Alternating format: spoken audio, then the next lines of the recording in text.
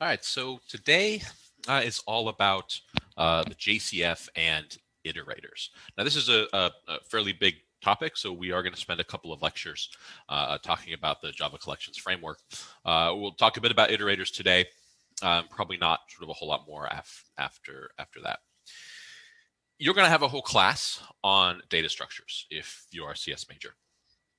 And you're going to go a lot deeper into everything that I'm going to talk about today. But as part of CS2, we sort of get you familiar with at least a little bit of the terminology and maybe a little bit of how to use a couple of these different types of data structures. So in general, a data structure is just a collection of data, whatever that might be, numbers, cards, any sort of object that you can imagine that's sort of organized in some fashion.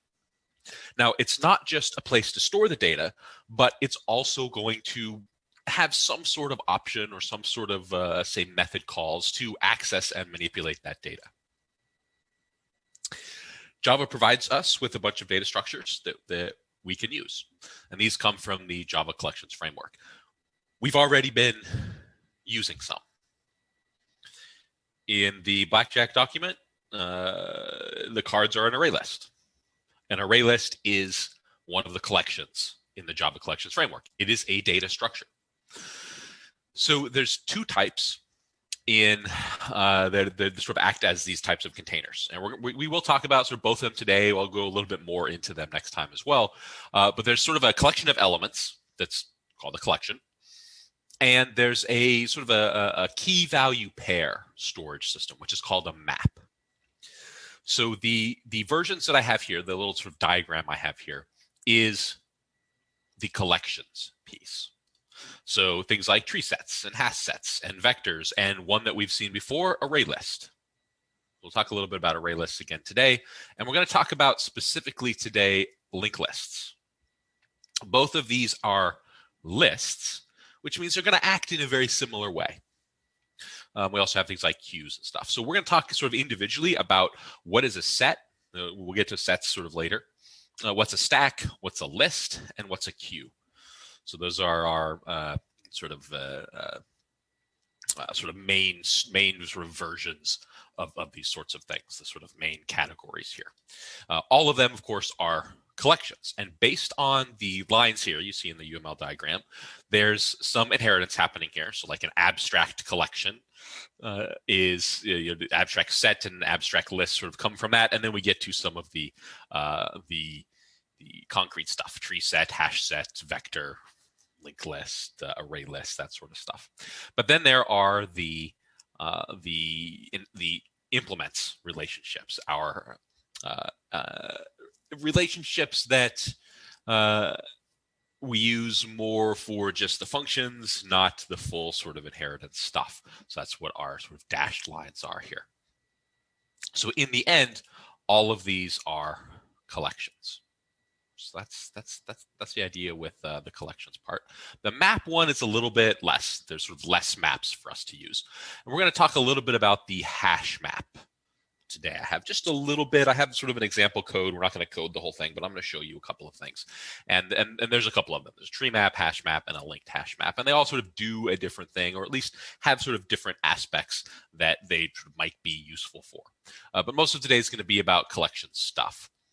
So collection is just an interface, and it's that root interface for manipulating a collection of objects. So the sort of common operators that lists have, and vectors and stacks and queues and sets, all of those ones that you saw from the first diagram, those common operations like add, remove, get, those sorts of things are all defined in the collection interface.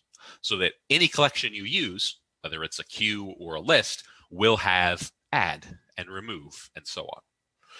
The abstract collection sort of implements a much of that stuff, except for add, size, and iterator. And we're going to talk about iterator today. That is a very interesting one.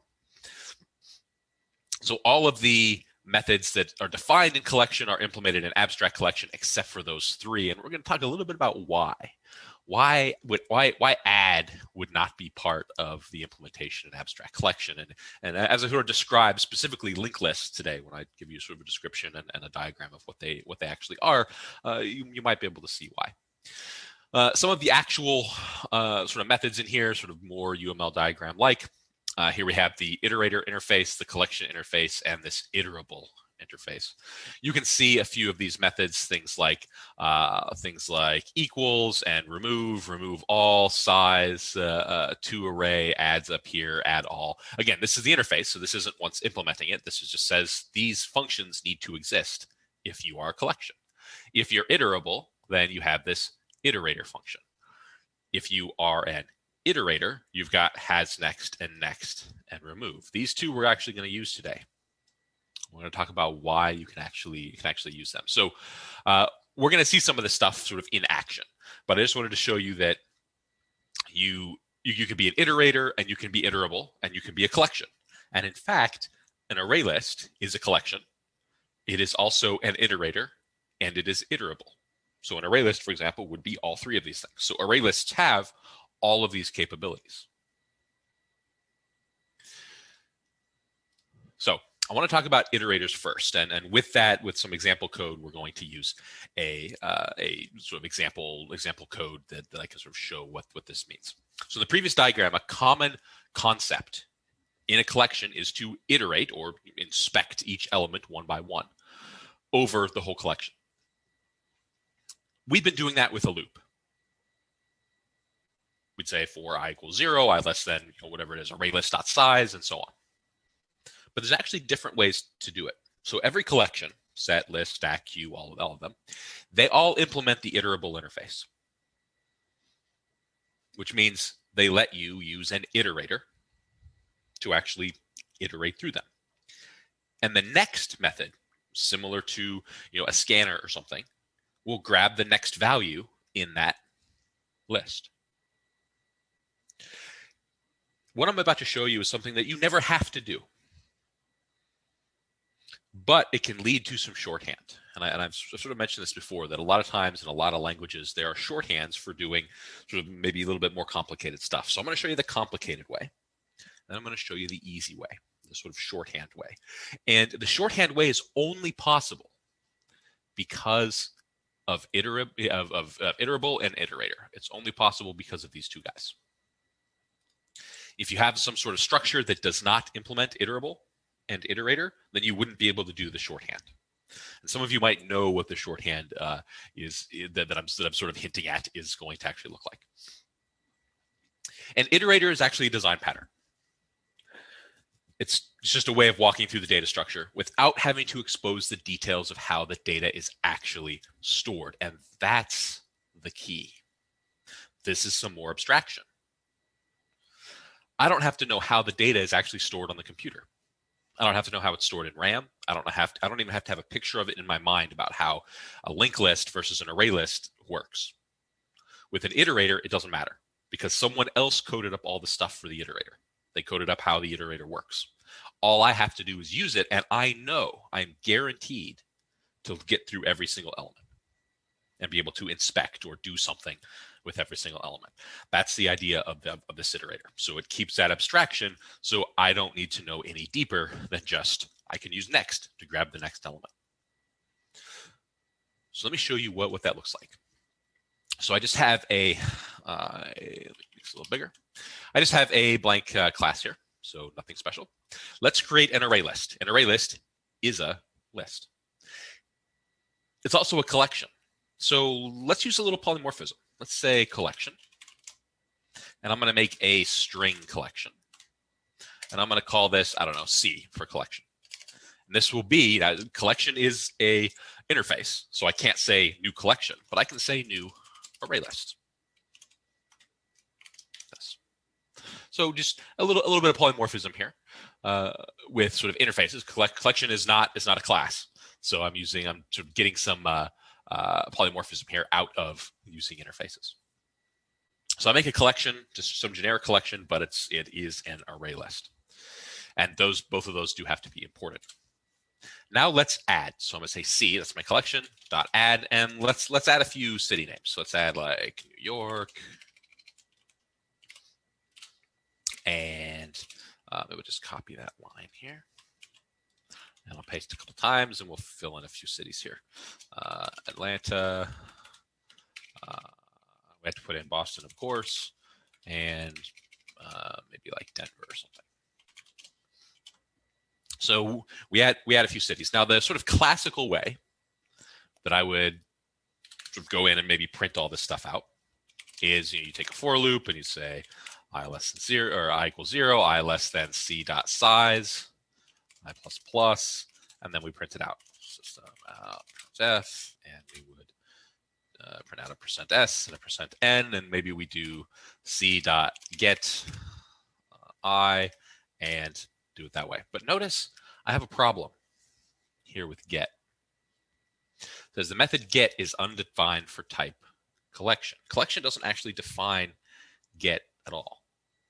So I actually wouldn't be able to do this particular thing, make a generic collection and then use get, because getting the elements depends on the collection. And getting an element from an array list is going to be different than getting an element from a stack, which is going to be different than getting an element from a linked list. So each one of those has a more specific way to get an element, whereas a collection has size, because every collection has to have a size, but it doesn't have this get method. So if I really want this to work, then I need to change this. I would probably change it just to an array list, or maybe let's try the I mentioned that abstract collection implements a whole bunch of stuff. So let's see, let's try abstract collection. And make sure to import it. And still don't have get, because remember, there's multiple types of collections.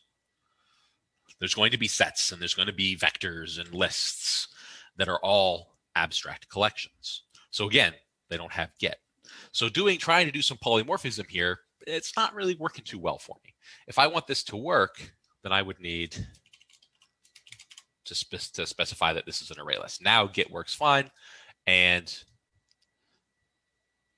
I print out the cities. Now, of course, that's I don't think that's a sort of a great motivation for sort of doing this in a different way, but I sort of want to make this understandable that get is something that is not defined in some interface or some class that is being inherited from. Get is something that it's defined later on, because each data structure is going to have a different way that it's organized. And so get is not going to be a common function that could be used in all collections. So let me show you a different way. Let's use an iterator. And let's go back to collection here. So go back to collection. We can get rid of the abstract collection import here. We don't need that anymore. I'm going to make an iterator. The iterator object is going to iterate over strings, because that's what we have. And I'm just going to call it I. Now this is going to equal my variable C. So that's my array list. Dot iterator. And that's a function call. So this gives me an iterator that works for an array list. That's what that function call does. And of course, I need to import iterator from Java util. So I get an iterator from my collection, and that's stored in I. Now I can actually do a loop here using a while loop. I can just check, does my iterator have, so has next, does my iterator have another value in it? Do I have something else in my collection that I can look at? And if that is true, so this is the has next, and you've sort of seen this sort of has next thing before. If that's true, then let's print something out. Let's print out. Let's say we just want the %s, and maybe this time I won't use a new line. I'll just print them all on the same line. For the argument, I'm going to say I, that's my iterator, dot next. So we're going to print out the next element. If there is another element, which is what my while is for, then we're going to print out that element. And there we go. Got New York, Atlanta, Boston, and Denver. And then of course you can do whatever else you want with it. I don't, in the code or something, I might like this is a string, so I might do like a I don't know, like a 2 uppercase or something to make them all capital or whatever you want to do to a string. That's the idea of an iterator. Every single collection will have an iterator. And again, it hides what's going on. I never have to use get here, because get is special for certain types of collections. So here I never have to use get. I just know that I have this iterator. This is an iterator, so I can use it as an iterator, which means I can use this sort of has next stuff. Now, this is sort of the long form way to do this. But we can do exactly the same thing in a shorthand way. So I'm going to leave this print here, and I'm going to get rid of our iterator and sort of beginning of the while, and I'm going to use a for loop with this. So basically replaced all that stuff with a for. This is going to be a for each loop. You still use for. Some languages actually you do type for each, but in Java you just do for. And I'm going to say, I'm going to create a variable called string, or create a string variable called s. And I'm going to use a colon, and then I'm going to put my collection. Now, of course, I don't have I anymore, so I'm going to replace my I.next with s. So this is saying, if you were to speak this out loud, it would be for each string s in C. And it does the exact same thing. It's using the iterator. That's code that we wrote with the while loop and all that kind of stuff. It's using that style, but instead it's a little shorthand for loop. So that's the idea of a for each loop. And I know that you may have seen the for each loop in something like CS1, which is fine, but I usually wait to cover it until here because it actually is important that this comes from an iterator. Because if you have a data structure that does not implement iterable, and you cannot make an iterator out of it, then a for each loop will not work. Now, for an array list, it works great. For a regular array, it works great as well. Regular arrays do implement iterable. So that's something to keep in mind. A for each loop is great, it's awesome, but there is that iterable restriction. So hopefully this makes sense, just sort of reading it out loud. Hopefully it makes sense. You would say something like for each string s in C. And you're guaranteed that this s, as you loop through, will go through all of the individual elements in that collection C. And again, it works for any collection.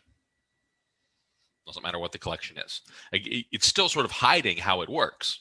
You don't know what the collection is in this case when we know it's an array list, but you don't have to know how an array list accesses the elements. It's all sort of hidden from you, which is great because that's why we can use a shorthand. All right, so we're going to do a quick exercise. It's going to be similar to this here, but I want to do a couple of sort of extra things in here. So we'll probably do it with an iterator first, and then we'll change it to a for each. So I think that's on the slides. Let me check. Yeah, so here's this collection with the towns, and then I say, all right, here's the for loop. So you do have the sort of version of that as well. And then we'll do a little exercise. Let's make an array list. Let's store a few items in it. We'll store a bunch of fruits, and then we're going to use an iterator to traverse all the items, and then we're only going to print the items that contain an AN. So that would be banana, orange. No pineapple, no apple, no watermelon. So we're going to get 2 prints out of it. So let's use an iterator first, and then we'll switch it over to a for each. So sort of do it in both ways. So let's just, we can probably get rid of all this stuff here, just so we have our array list from our collection, and let's add those fruits here. So I'm going to do c.add, and we'll do pineapple, and take that line, copy it, paste it a few times. I think we had 5 fruits, I think. We'll do banana, which my son just calls a nana whenever he sees one. And we've got an orange, and apple, and watermelon.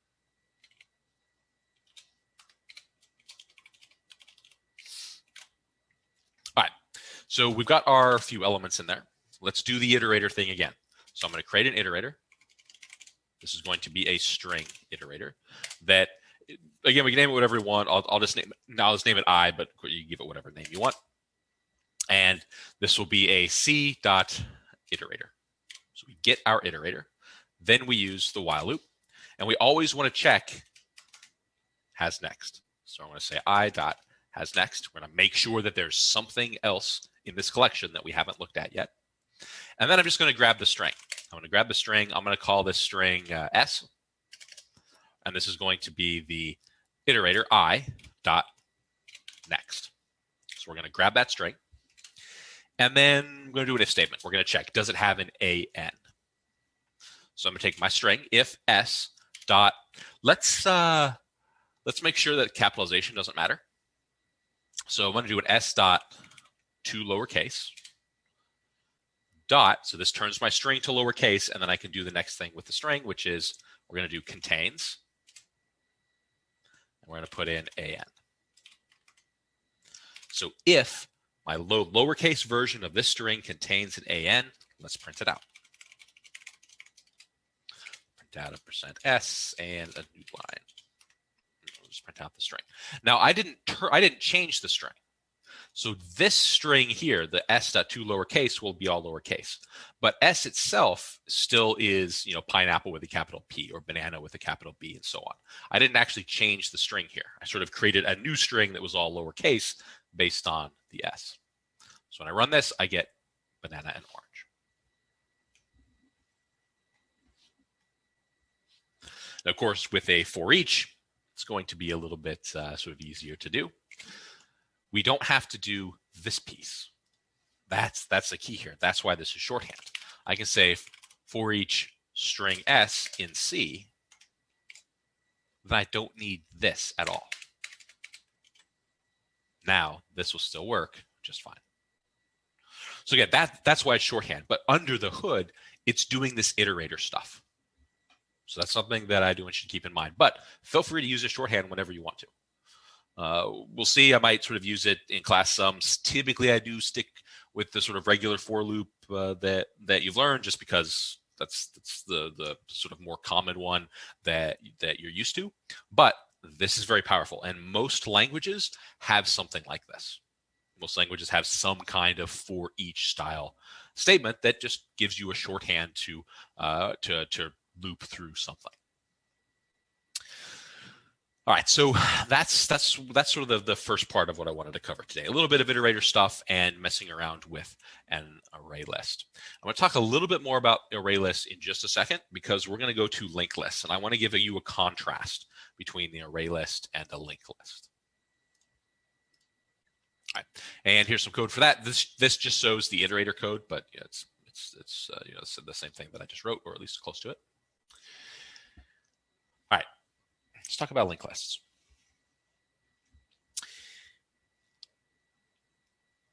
They store data very differently than array lists. The nice thing about the Java Collections framework is you'll use them in exactly the same way that you use an array list. But the performance will be different. And I'm going to show you a little bit of code today that shows certain performance characteristics of an array list versus a linked list. So the sort of one word definition of sort of what this does. It allows for constant time insertions or removals using iterators, but sequential access of elements. I'm going to explain what that means in a second. Linked lists can be searched forward and backwards, but it takes time to traverse the list. The time it takes depends on how long the list is. An array list doesn't work that way. So I'm going to go back over the code real quick, and I'm going to draw you a picture of what our array list actually does. And then we're going to write something related to a linked list here. And I want to show you that it works exactly the same way, but the way it's sort of organized, the way the data is organized, is different. So remember that for our array lists, and I'm just going to draw sort of right here in some of the white space. For our array lists, there's an internal array. So we'll have some values in here, down to whatever. If I want to access an element, I just give an index, and it goes to that index and it grabs the value. I actually don't have to start at the top. I don't have to start at the top and say, all right, here's this index, and then move to the next one and move to the next one until I find it. I just give an index and it goes right there because I know exactly in memory, sort of behind the scenes, I know exactly in memory where each index is located. So I just go to that memory spot and do what I need to do with the value, grab the value, change the value, whatever needs to happen. So getting a value does not depend on the size of the list for an array list. Removing a value, however, does depend on the size of the array list. Let me give you an example of that. There's sort of two factors it depends on, but one of them is the size. So if I have some big old list, so I'm going to write in sort of an even longer one here. I have some gigantic list like this, and I got a couple of values in here, and I want to remove this one. Let's say we have a whole bunch more here, so on. And I want to remove one near the top. Well, it doesn't just remove it and leave an empty spot. It needs to take every element down below and copy it up. So the 4 would have to copy up to here. The 5 then would have to move up to here, and so on. Every single element would have to move up by 1 in order for this to work. Because I don't want just an empty location in my array. So in order to make my array sort of a normal array again, everything needs to be copied up. So the time it takes for you to remove an element from an array list depends directly on the size of the list and more specifically on the number of elements below where you're removing an element. That's the dependency. A linked list, on the other hand, is constant in that when you add an element, when you remove an element, so say you remove that same element, it's going to take the same amount of time to do the add and the remove. For an array list, the add is very fast because we just go to the last memory location and add something on to the next one. Easy enough. Linked lists are similar for adds. Linked lists are very fast for adds. They're about as fast as the regular array list. You're going to see about a similar time. Get on an array list, like I mentioned, is fast because we already know where the memory location for the array is, which means we know the memory location of every element, which means we can just go straight there. Linked lists are slow to do a get. So let me draw what a linked list looks like. The standard diagram you're going to see for a linked list is a bunch of boxes. So you might have a box with a 7 in it. And then there'll be a connection like this. And then we might have a box with a 6. And we might have a box with a 4. And so on. So if I want to get to the 4, if I want to get to this element, I need to start at the beginning. This would be the start. I need to start at the beginning of the linked list. And I need to traverse to the 7 and then say, okay, this isn't the element I want. This would be element 0, element 1, element 2. Say, I don't want element 0, I want element 2. So I need to traverse to the next one and say, okay, here's element 1. All right, I'm almost there. And then go to the next one, and there we go. I'm at element 2, there's the 4. So I have to traverse the entire list before I can actually get to the value that I want, or at least the entire list from either direction. You can go backwards and forwards because technically what I just drew is what's known as a singly linked list. So there's only one link going from one direction. Linked lists in Java and the Java collections framework are what's known as doubly linked list. So you could actually go from the back to find or from the front to find because there's the connections in both directions. So gets are slow. If I call get, I have to start at the beginning and look through every single element. An array list does not do that. But let's say I want to remove an element. Removes on a linked list are typically fast. Because think about what the removal process is. If I want to remove the 6, I just take the element out, and all I got to do is reconnect like this. And there we go. I've just done a removal. There's nothing else that I have to do here. I don't have to move elements or something. I don't have to copy a bunch of elements like you do in an array list. So removals tend to be quick. Gets tend to be slow. Adds are about the same. Because to add something, I just create a new sort of element here and make sure that I connect up the next one. Well, I sort of have like the end here. If this was the end of the list, make sure that this now connects here and that I have a connection here. And that this would be the start from the end. So I sort of just move this thing around, I create an element, reconnect, and we're done. So gets tend to be quick, just as fast as array lists, or adds tend to be quick, just as fast as array list. Gets tend to be slow, removes tend to be faster. So the performance characteristics here depend on how the data is laid out. And that's the point that I want to get across. There's different types of array lists, and they have different types of lists. They have different performance characteristics because the data is done in a different way. And this will be stuff that you talk about extensively in a data structures class. So let's actually create an array list, or let's create a linked list. And let me show you how it works. So I'm going to create a linked list, and I'm just going to call it like, I don't know, LL or something for linked list. This is a new, and let's give this a type here. Let's make this an integer linked list, and this will be a new linked list. And we need those types in there. Go. This does need to be imported from Java util. And then we have a linked list. We have an empty one. So we can do the same thing we do in an array list. We can add, let's say we want to add a 1.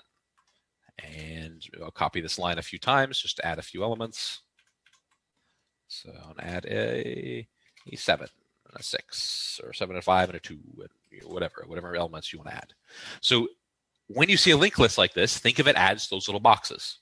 And I created a 1 box, and then I created a 7, and we link those up. And then a 5 on the end and link those, and the 2 and link those. Now we can use an iterator, or we can use a for each. So let's try the for each. Let's say for each int, let's call it int I in LL in my linked list. We're going to print it out. System out printf. And we'll print out the %d and a new line, and we'll print out I. All right. There we go. So we just traverse the linked list starting at the beginning, grab the 1, follow the link to where the 7 is, the second element, follow the link, and so on. So we didn't really do anything different here. In fact, it's even better than this. So rather than using a for each, let's just use a regular for loop. So I'm going to say int I equals 0, I less than LL dot size, I plus plus. And let's print out that %d and the %n again. And we'll do LL dot get I. It works just like an array list. You're not going to notice any difference programming wise. In fact, I could change linked list to array list, and it would be exactly the same. You'd see exactly the same result. So I could do that. And you see exactly the same result. It works identically. So Java does a good job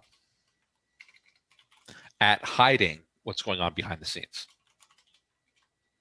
So it's important to realize that, yes, this is different. And there are performance implications. So let me show you, I have this little performance test here. And really what it's doing is it's creating some gigantic lists. It's creating 2 gigantic lists, an array list, a big array list, and a big linked list. And then I'm doing some adds for linked lists and array lists. I'm doing some gets, and I'm doing some removes. And in between all of this stuff, I print things out, and I compute the time and all that kind of stuff. So that's what all the rest of the code's doing. But really, I'm just doing a whole bunch of gets, a whole bunch of adds, and a whole bunch of removes. So if I run this, we're going to see the time here in seconds.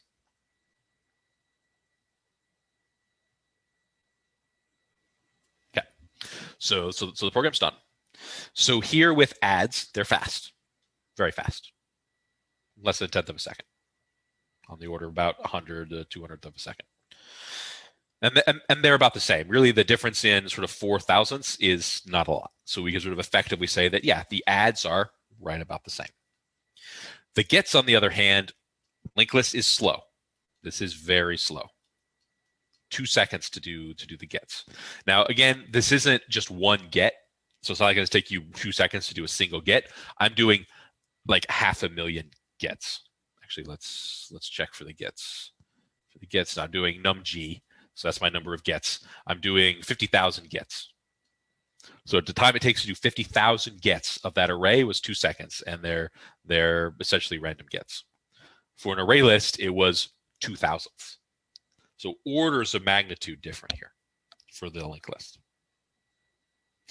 But for the remove, the linked list is faster. It's not a lot faster, granted.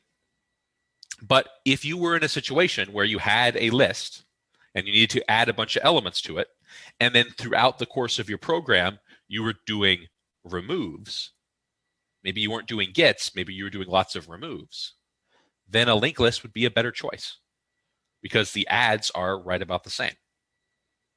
So if you want a faster program, using a linked list over an array list is going to be better if your purpose is to use lots of removes. If your purpose was to use lots of gets, then the array list is going to be faster. So these are those sorts of considerations that, of course, you're going to learn more about in the data structures class. But these are considerations. These are the trade-offs that you have to make when you're choosing different types of data structures. Now, I'm not sure exactly how data structures is taught here. I haven't taught it here before. But if I were teaching it, I would have you at the very minimum. I would have you write some of your own data structures. I would have you write your own array list class. You know enough right now to do it. I'd have you potentially write your own sort of a simple linked list class.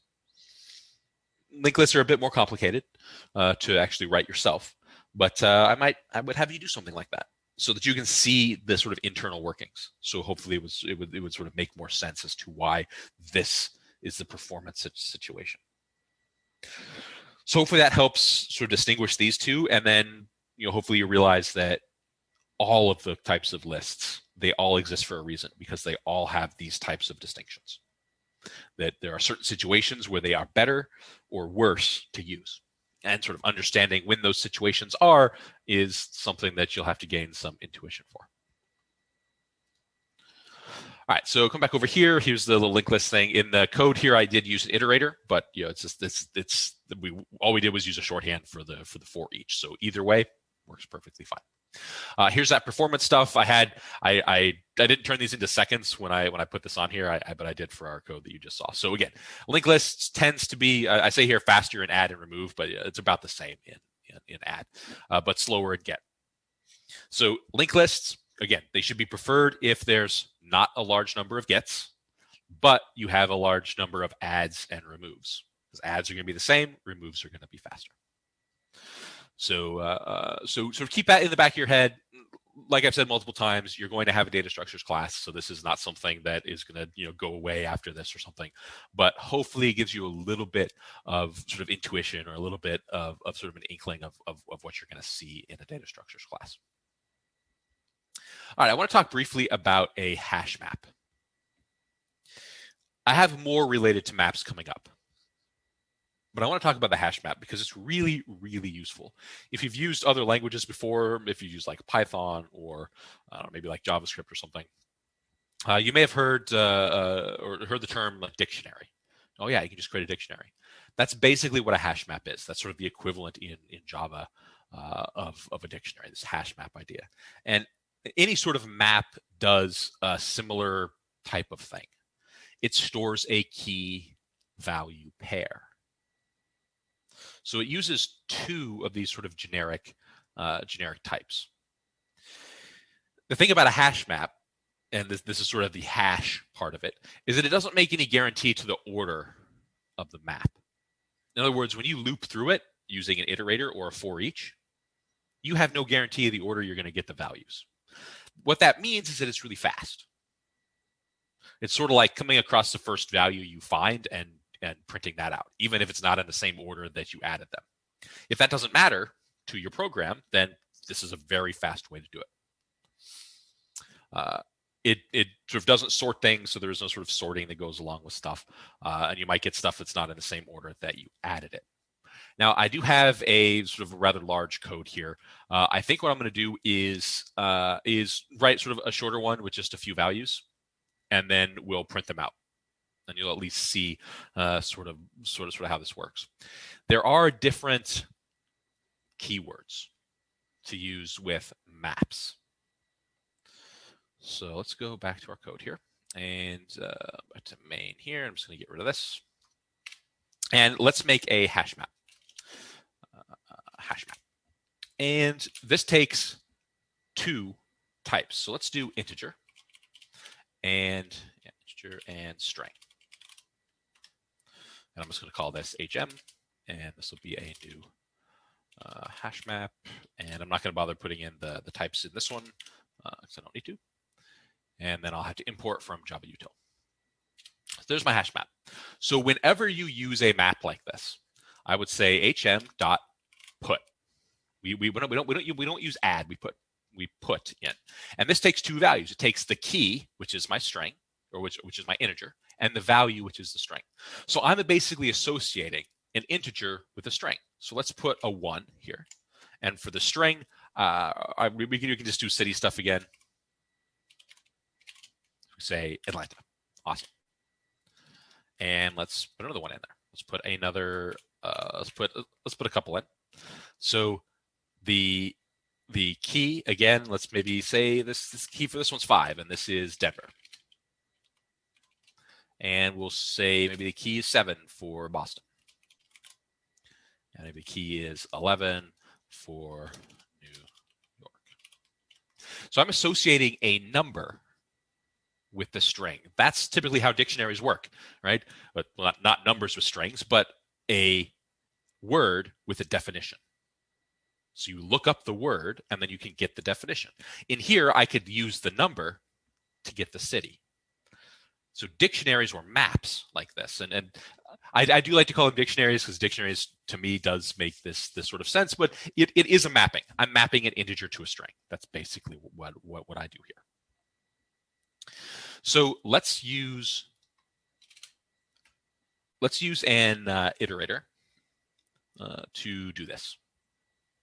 There's an extra step when it comes to maps like this, and we'll talk a little bit more about this when we talk about some of the different types of maps a little bit later. Like I think next time.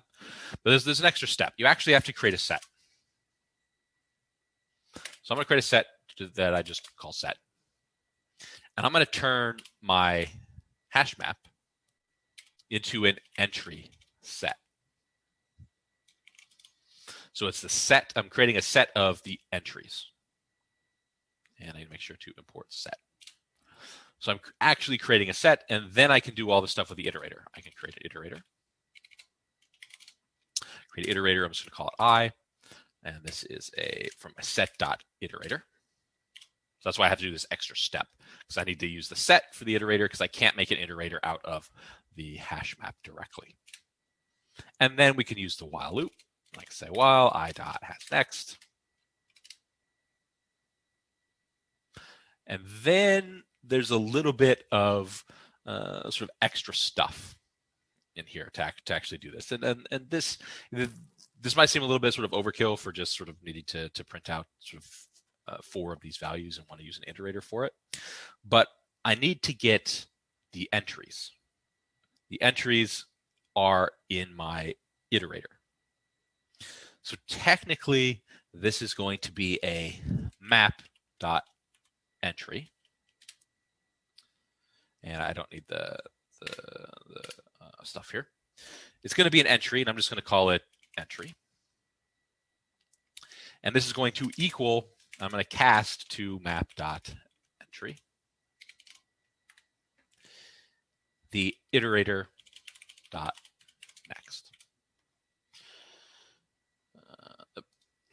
My I.next. That's what my I was. This is getting the entry. The point here is this is getting the entry value. I'll sort of go over it a little bit more once you sort of see the full thing. Then let's do a print. And we're going to print out something like key is. And we'll print out int, and then we'll print out maybe we'll have a comma, say value is, and a string, and we'll do a new line. So there's two arguments. We got a %d and a %n. Our %d is entry dot get key, and our value is entry dot get value. So the entry, write this down. The entry is the full thing. This is an entry. Within the entry, we have the key and the value. So all I'm doing here is I'm pulling out, I'm basically creating a entry set. So a set of all of my entries, then doing all the iterator stuff, grabbing the entry, and then grabbing the key and the value and printing those out. So it's a couple of extra steps because the hash map is more complicated.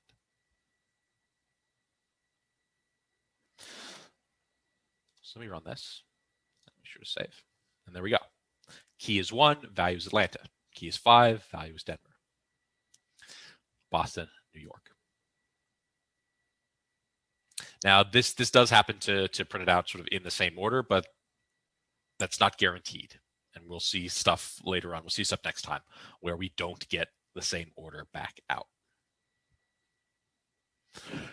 The other option, I know this potentially is a little bit sort of maybe not as easy to understand. The other option for us, and the way that these are, I think, used more often rather than using an iterator, is something like this.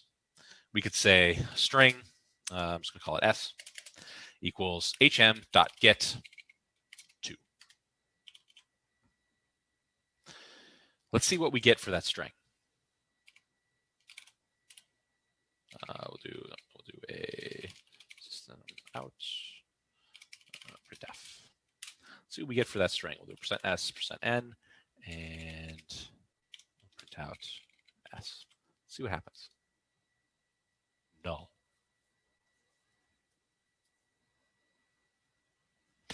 Get works differently. This string is null. There's nothing there when I do this, because this is not the index. This is not the second value. You might think that it's Denver. It should have printed, but it's not the index, or I guess Boston in this case. It would be 0, 1, 2 if we think of sort of the index to it. So you might think it should have been Boston, but this is the key. It says I want the string that has the key of 2. There is no 2 key here, so it didn't find anything. That's why it got null. So I can put in the appropriate key, say 7, and run it, and I'll get Boston. So that's the sort of mapping that I'm talking about. I can map a number, any number I want, to a string in this case, but you can have any type you want here. It doesn't have to be integer string. You could do string, and then you could literally make a dictionary. You can have a word as like the word in the dictionary as the key and the definition as the value. So it lets you map these two values together. And whenever you need to do a get, you just use the key value rather than the index.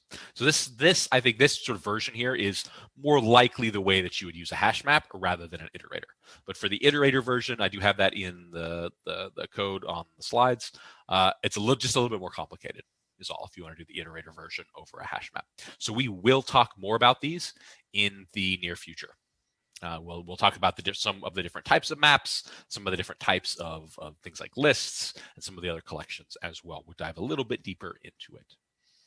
But hopefully that gives you sort of the sort of basic idea of what some of these data structures are and what they could do. So here's that code here. It has sort of the full sort of iterator stuff. But then I have a little bit code down here at the bottom that's like, oh yeah, so if you just want to get it based on the key, then you just put the key into the get.